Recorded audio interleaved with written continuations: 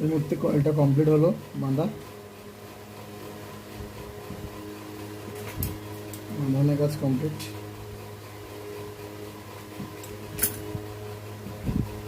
আপনাদের যদি কোনো প্রশ্ন থাকে আমাদেরকে কমেন্টে বলতে পারেন।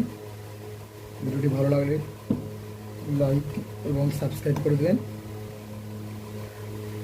এরকমই আরও ভিডিও, কী বিষয় ভিডিও চাই আপনাদের, আপনারা কমেন্টে লিখে জানান।